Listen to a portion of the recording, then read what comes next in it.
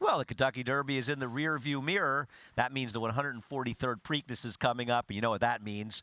Can the Kentucky Derby winner, in this case Justify, win the Preakness and come to Belmont with a chance to become a Triple Crown winner? Well, we're going to find out soon. But first, we're going to head over to Naira Bets. If you're not a member of Naira Bets, great opportunity to sign up right now. Use the promo code SPRING. Bet 200, get 200. Become a member of Naira Bets. And many great things over at Naira Bets. And for this year's Preakness, well, using the app, and you want to put that app on your phone, it's great. It's one-touch shopping, I should say. 10% exactas winner's bonus on the Preakness. Bet it on the app. That's through NairaBets.com. Well, Kentucky Derby was a tour de force by Justify. And we'll take a look at the field. Justify drew very, very well. An 8-horse field, Justify drew the post 7.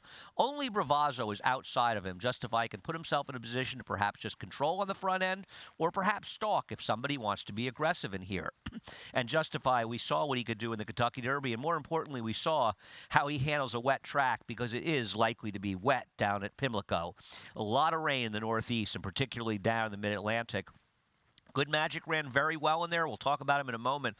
But for Justify to set the kind of pace that he set, 45 and change, and not only hold on, but effectively be drawing away at the finish is an indication of just how talented this horse is.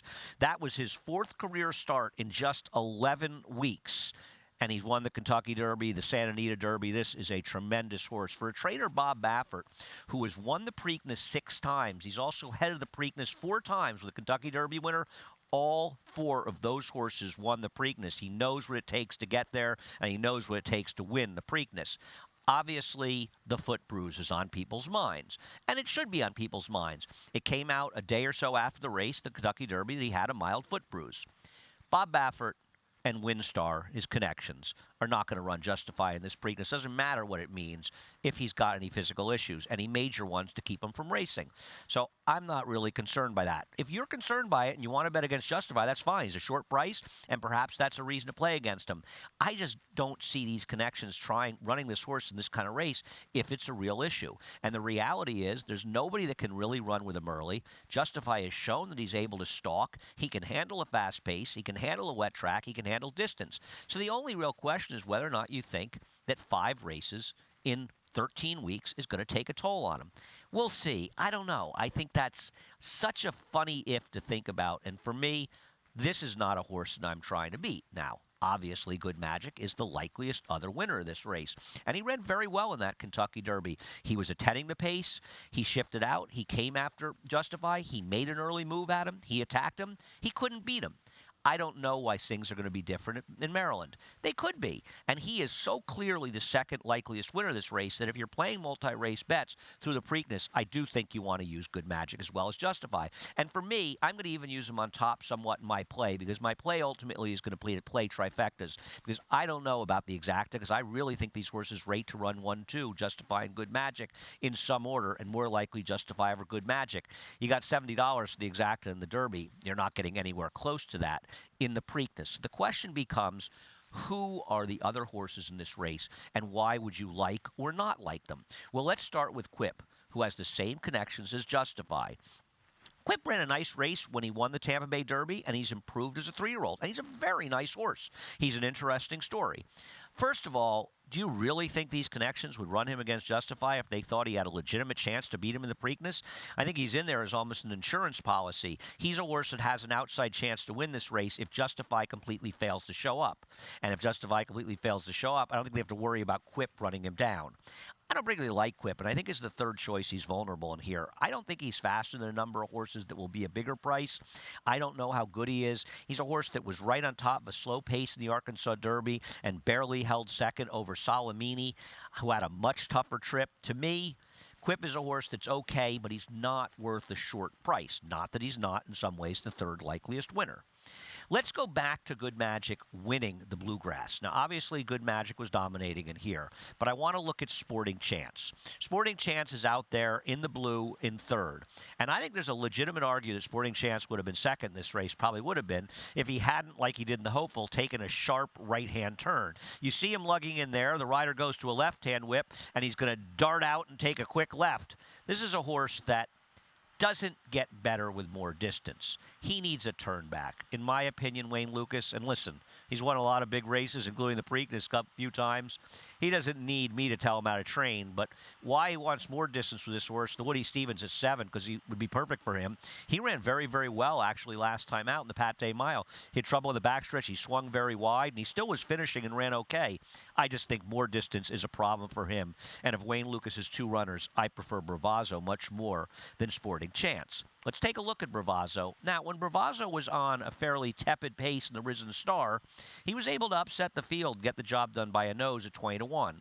He came back from the Louisiana Derby, and it was a much, much stronger pace, and he didn't run that well.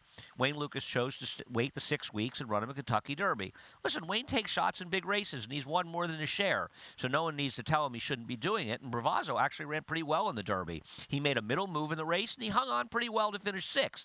It shows what a big gap there is between him and a horse like Justify and even Good Magic, but he ran well enough to suggest that he's one of the horses that I want to use for 3rd in the trifecta. A horse in my heart that I'll always be rooting for is the number 2 Lone Sailor. We'll take a look at him down at Fairgrounds, as this is when he finished a narrowly beaten 2nd Louisiana Derby. I'm always going to root for my friend Tom Amos. I don't think this horse is nearly good enough to win the race. He got an outstanding setup with a fast pace near and a ground-saving trip. He didn't have to steady on the backstretch, and there's an argument if he didn't have to steady, he might have won the race, but he had so much good go for him that you can't use that as an excuse not to win the race. And he didn't really do any running in the Derby. He was down inside. Maybe he had a brief bit of traffic on the backstretch. But in reality, I think he's just shown that he's a very nice horse, but he's not as good as his rivals in the race. A new shooter, the Maryland horse, is Diamond King. And he comes off of a win in their prep race. That's the Federico Tessio down at Laurel. I like Diamond King. I think he's a terrific horse. I'd love to own him. If I owned him, he'd be pointing for the Woody Stevens at 7 furlongs. He'd be going to Saratoga to run the Amsterdam at 6.5 furlongs, and he'd be pointing to the Alan Jerkins at 7 furlongs. He won this race because nobody else was that good. In fact, Holland Park, the gray, was 2nd. We're all familiar with him in New York. We saw him in the inner. He had trouble at the start and was best in there. Holland Park, he'd be 8,000 to 1 in this Preakness, and I think Diamond King is about 7,999 to 1 to be effective in here. He's not good enough and doesn't want the distance, but he's a good horse. Just the wrong race for him. How about a horse like Tenfold? He's the only one we haven't talked about. I think Tenfold's a little bit interesting in here. Now, I'm going to make a ridiculous analogy. He's this year's Cloud Computing. I don't like him. I'm not picking him in this race. But like Cloud Computing, he's got 3 career starts. Like Cloud Computing, he's run okay in all of those starts.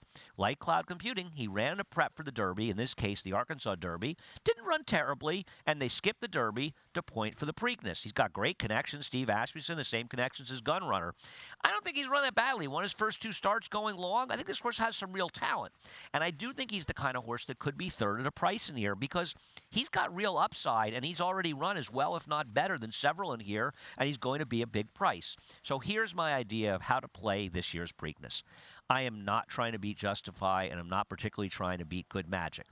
I like Justify over Good Magic. I've got Tenfold 3rd and Bravazzo 4th. I'm going to play this trifecta play. Three tickets, sort of. My biggest tickets will be 5-7 with 5-7 with 6-8, finishing 3rd. So the 2 favorites, 1st and 2nd, with the long shots 3rd. Then I'll go 7, Justify on top over Good Magic with the 2 long shots 3rd. Nothing brilliant. And then I'll make a small backup where I go 5-7 with 5-6-7-8 with 5-6-7-8. And then I'll press it a little bit for the same amount with Justify winning the race. My idea being that in all likelihood, the horses that ran 1-2 in the Kentucky Derby are going to finish 1-2 in some order, more likely with Justify on top, but Good Magic has a chance to upset him.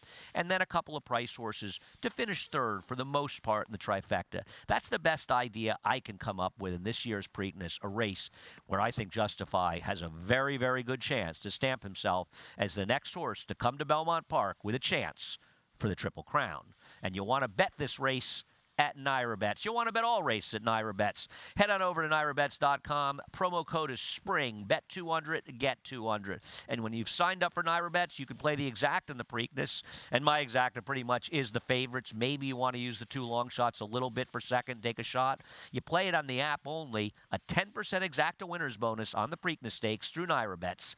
Thanks for listening. Enjoy the 143rd Preakness Stakes this Saturday at Pimlico.